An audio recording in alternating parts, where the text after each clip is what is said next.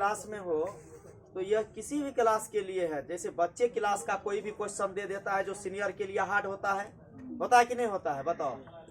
उसी प्रकार से तुम लोगों को संज्ञा सर्वनाम कितने दिनों से याद करते हो? जब तुम लोग व्याकरण पकड़ना सीखा, पुस्तक पकड़ना सीखा, तो व्याकरण में सबसे पहले तुम लोगों को शब्द बताना शुरू किया होगा, संज्ञा बताना शुरू किया होगा।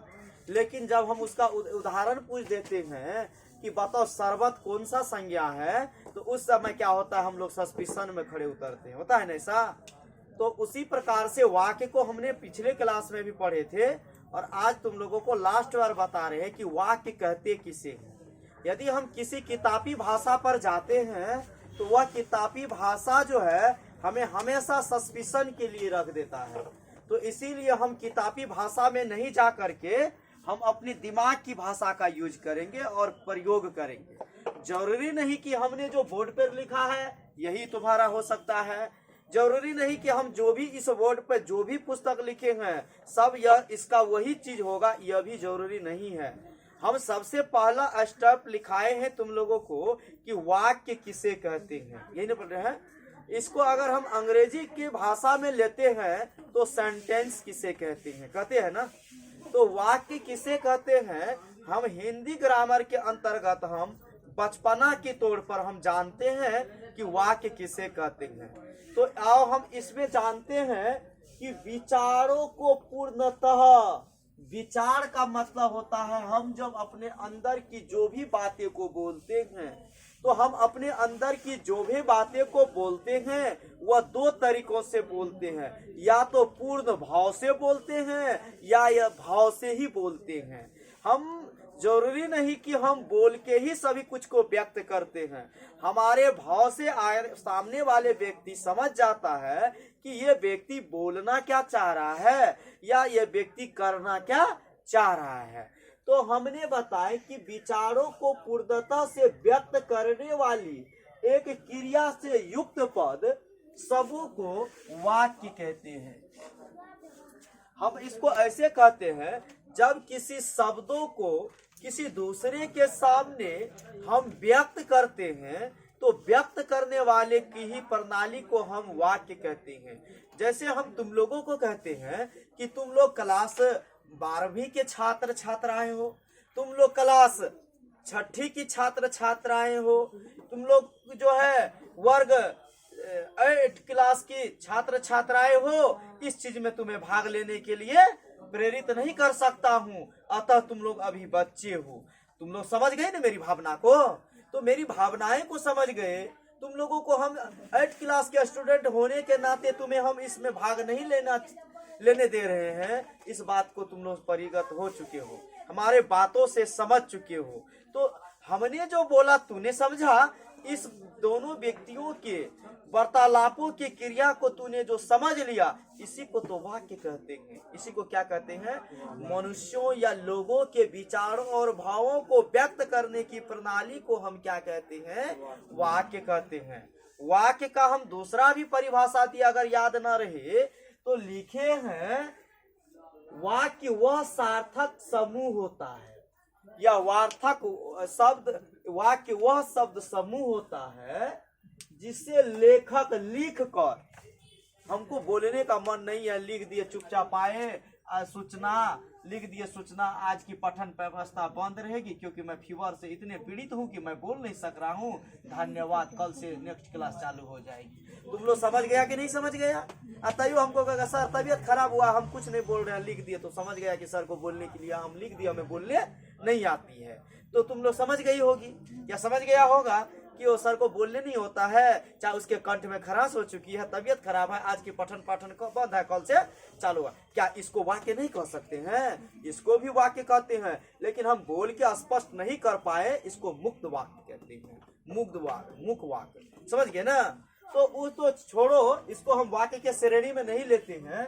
जब लेखक लिख करके भी हमें समझा देता है, वक्ता बोल करके समझा देता, जैसे हम तुम्हारे लिए क्या हो गए, वक्ता हुए कि नहीं हुए? हम बोलते हैं हम वक्ता हो गए, विचारों को, पाठकों के बातों को श्रोता तक पहुंचाते हैं। हम बोलते हैं तो हम क्या हो गए रे, श्रोता हम, वक्ता हुए हम क्या हुए? जो बोलता है, बोलने वाले को क्या कहते हैं? सुनने वाले को श्रोता। जब वक्ता किसी लेखक के बातों को अपने अंदर समा करके किसी श्रोता को समझा देता है तो उसे हम वाक्य कहते हैं। जब तुम्हारे किताब में किसी राइटर ने इस पुस्तक को, हिंदी व्याकरण पुस्तक को लिखा, किसी राइटर ने हमारे व्याकरण पुस्तक को लिखा है और इस पुस्तक को, वाक्य को हम श्रोता बन करके, हम वक्ता बन करके तुम सुनने वाले श्रोता को हम समझा रहे हैं, तो इस प्रणाली को भी हम क्या कहते हैं? वाक्य कहते हैं। वाक्य को दो भाग या दो अंग माना है। कौन कौन माना है? वाक्य के दो भाग, एक उद्देश्य और एक क्या माना है? विधेय माना है। एक उद्देश्य और एक जिसके बारे में कुछ कहा जाए, जिसके बारे में कुछ कहा जाए उसको क्या कहते हैं? उद्देश्य कहते हैं। जैसे हम कहते हैं महात्मा गांधी देश के महान नेता थे। हम तुम लोगों को समझा रहे हैं अभी गांधी जी के बारे में। महात्मा गांधी जो थे देश के महान क्रांतिकारी नेता थे।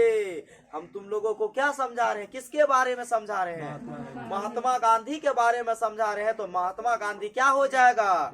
उद्देश्य। हम अभी कहते हैं मोहन पुस्तक पढ़ता है, तो किसके बारे में कह रहे हैं? मोहन के बारे में। तो मोहन क्या होगा? उद्देश्य। जिसके बारे में कुछ कहा जाए उसको क्या कहा जाता है? उद्देश्य। जैसे मोहन पुस्तक पढ़ता है के बारे में कहा गया है, मतलब मोहन के बारे में, अतः मोहन क्या हो गया? उद्देश्य। विधेय। उद्देश्य के बारे में जो कुछ कहा जाए, उद्देश्य के बारे में हमने विधेय क्या बोला? जिसके बारे में कुछ कहा जाए हो जाएगा उद्देश्य। उद्देश्य के बारे में जो कुछ कहा जाए उसको क्या कहेंगे? विधेय। जिसके बारे में कुछ कहा जाए वो हो गया उद्देश्य। उद्देश्य के बारे में जो कुछ कहा जाए उसको क्या कहेंगे? विधेय। जैसे क्या लिखे है? मोहन पुस्तक पढ़ता है। मोहन तो हो गया उद्देश्य, हो गया ना। इसमें मोहन के बारे में किसको लेकर के कहा जा रहा है? पुस्तक को लेकर के। ये पुस्तक बन जाएगा तुम्हारा कौन चीज? विधेय। जैसे उदाहरण के हम आते हैं, महात्मा गांधी देश के क्या होता है? क्रांतिकारी नेता थे। तो किसके बारे में कह रहे हैं? महात्मा। उसका प्रशंसा क्या हो रहा है? क्रांतिकारी थे। तो क्रांतिकारी क्या हो जाएगा तुम्हारा? विधेय। अब इसको देखते हैं सब कारक पर लेकर के, संज्ञा लेकर के, सर्वनाम का, उदाहरण, विशेषण का और सार्थक का। सुरेश गाता है, सुरेश पढ़ता है, तो सुरेश क्या हो गया? वाक्य। कौन वाक्य? उद्देश्य हुआ कि विधेय हुआ? उद्देश्य हुआ। मैं पढ़ता हूँ, किसके बारे में कहा जा रहा है? मैं के बारे में। मैं क्या हो गया? उद्देश्य। विशेषण। गरीब को कौन पूछता है? गरीब को कौन पूछता है? कौन उद्देश्य हुआ? तो कहना विशेषण उद्देश्य हुआ। हंसना जरूरी है, क्रियार्थक। हंसना ना लगा हुआ है ना, जिस शब्द के अंत में ना रहता है तो ना क्रिया होता है, और क्रिया के साथ कुछ अदर वर्ड जुट गया तो उसको हम क्रिया विशेषण कहते हैं, जो क्रिया की विशेषता बतलाते हो। हंसना ना है तो क्रिया विशेषण होगा, होगा कि नहीं होगा? हंसना क्या है? वो ऑब्जेक्टिव क्वेश्चन। क्रिया, विशेषण, संज्ञा, इनमें से कोई नहीं। क्या कहोगी? क्रिया। फिर पूछ दिया हंसना है, पूछा जाएगा संज्ञा, सर्वनाम, विशेषण, क्रिया विशेषण दे दिया है, तब किसमें चिन्ह मारोगे? इनमें से कोई नहीं। तब किसमें मारोगे? इनमें से कोई नहीं। क्रिया विशेषण, क्योंकि उसका चचेरा मोसरा तो कुछ है ना, वो नहीं आया तो कोई होबे करेगा ना। हम जानते हैं क्रिया है, क्रिया अवसर नहीं है, लेकिन ये तो है, क्रिया विशेषण तो है, सार्थक क्रिया तो है, तो इसमें ये कर देंगे। अब आते हैं हम वाक्यांश पर। किस पर आते हैं? नहीं तो विधेय का विस्तार देखो क्या इसमें लिखे हो। ये तो हो गया किसका? उद्देश्य का। अब विधेय पे भी कारक होता। तलवार से मारा, से कारक चीज है। कर्ता ने कर्म को करण से, तलवार से मारा, हो गया ना। अब वैसे भी पूछेगा तलवार से मारा कौन कारक है? बताओ तुम। तलवार से मारा करण कारक, जिससे काम हो करण कारक। पेड़ से पत्ते गिरते हैं वह कौन कारक? अपादान कारक। हाँ तो हम बताए थे, बता देंगे उस दिन अगले घंटे, अब ये बता देते करण कारक और संप्रदान कारक में अंतर। ठीक है, तो चलो वह जल्दी जल्दी चलता है, क्या हो जाएगा? क्रिया विशेषण। अब दिया गया है वाक्यांश और वाक्य खंड।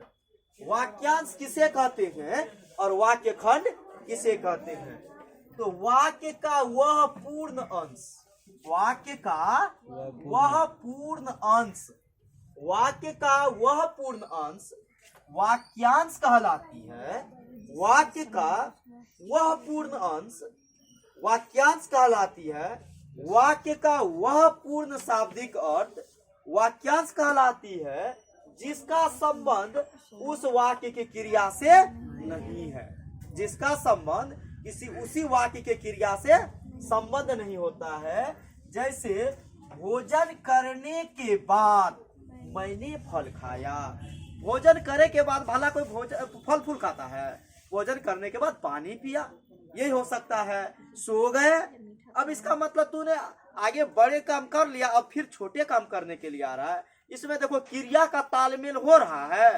अभी पूछा जाएगा तुम्हें क्या कर, स्नान करने के बाद खुदाई का हल जोत लिया। अब देखो स्नान कर ले, पहले हल जोतना चाहिए तब स्नान करना चाहिए। तुम्हारा क्रिया का तुम्हारा क्या कर रहा है? स्नान करने के बाद मैंने हल जोत लिया। बताओ तो वाक्य सेटेबल लग रहा है? नहीं ना लग रहा है। पहले स्नान करोगे कि पहले हल जोतोगे? पहले हल जोतेंगे तब ना स्नान करेंगे। अगर स्नान करने के वैसे खाना खाने के बाद मैंने फल खाया, तालमेल बैठ रहा है, क्रिया का संबंध जुट रहा है? नहीं तो ये हो गया वाक्यांश। वाक्य में पूर्ण वाक्य पूरा नहीं होता, लेकिन उसका अंश अंश मिला हुआ रहता है, उसको वाक्यांश कहते हैं। जैसे हम किसी निबंध लिखते हैं, तो निबंध लिखते हैं तो उसी के बारे में कहते महात्मा गांधी पर निबंध लिखते हैं, महात्मा गांधी के बारे में कहते हैं, अर्थात उसमें वाक्यांश का प्रयोग होता है। किसका प्रयोग होता है?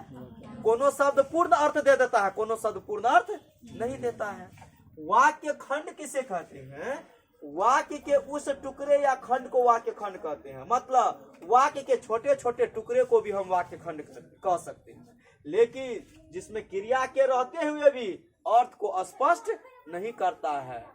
क्रिया जीवित है लेकिन अर्थ स्पष्ट नहीं करेगा।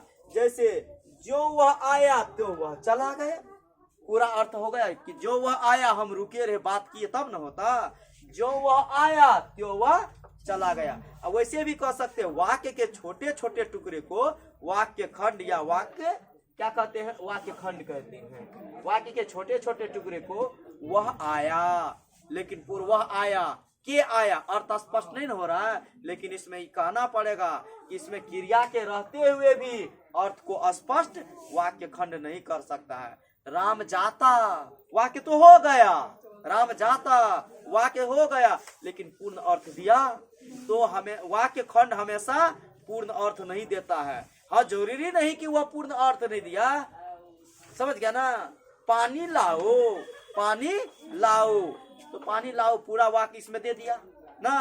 राम पानी पूरा अर्थ नहीं दे रहा है, तो वाक्य के छोटे छोटे खंड को वाक्य खंड कहते हैं। या वाक्य में क्रिया रहते हुए भी अर्थ स्पष्ट ना करे उसको क्या कहते हैं? वाक्य खंड कहते हैं।